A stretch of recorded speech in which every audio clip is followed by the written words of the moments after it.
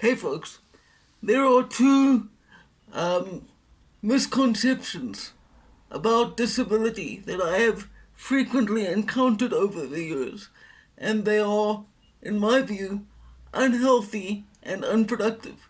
So, in this video, I'd just like to go through them and explain why you shouldn't believe these things.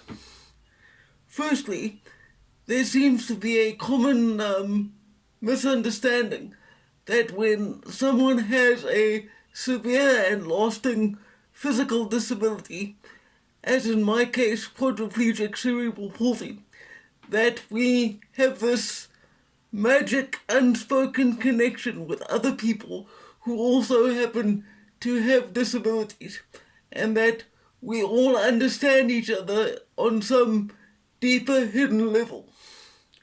Now, while in a sense it's true that someone with a physical disability may have some sort of more complex understanding of what physical limitations can be like on a day-to-day basis, that does not automatically mean that all of us have this psychic bond and that we're all kind of inextricably linked to one another.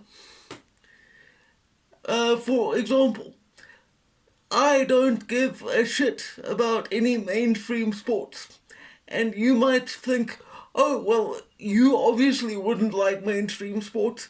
You can't participate in them, so why would you? But in my life, I've known many other people with physical disabilities who are major sports fans, regardless of the fact that they can't actively participate in these sports for themselves. What you must realize, first and foremost, is that people with disabilities are people first.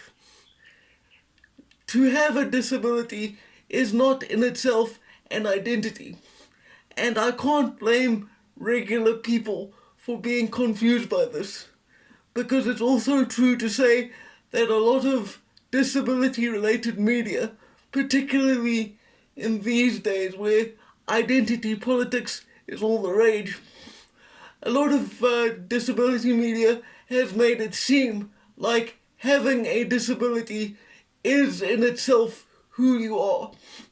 And that is why I don't contribute to any what you might call mainstream disability publications, because I can't tolerate or abide that nonsense.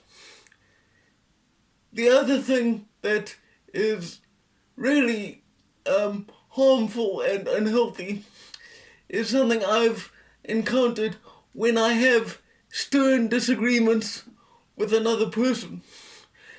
If this other person disagrees with me about something, regardless of what the nature of the disagreement is about, and they know that I'm physically disabled, and then a third party comes along and happens to agree with my point of view, what I've often found is that when they're on the losing end of an argument, the other person might say, oh, you're only agreeing with him because he's disabled and you want to protect his feelings.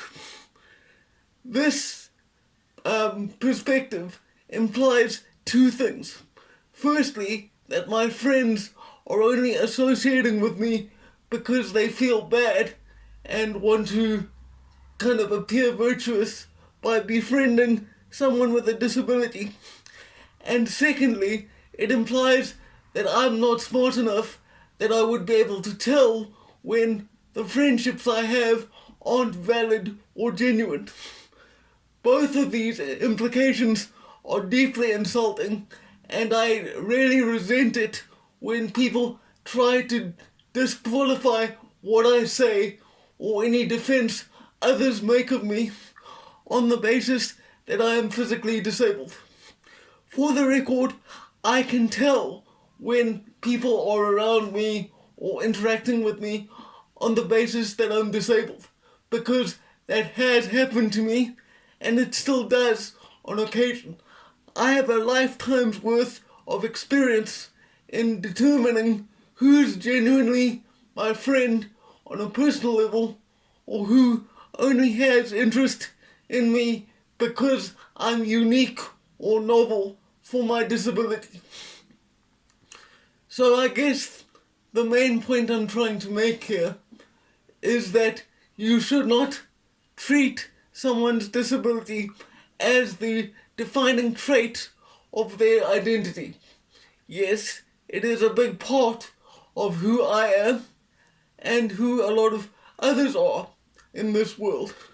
But it is not all encompassing and it does not represent everything we believe or have the potential to be. That's all I've got for today, and for now, farewell.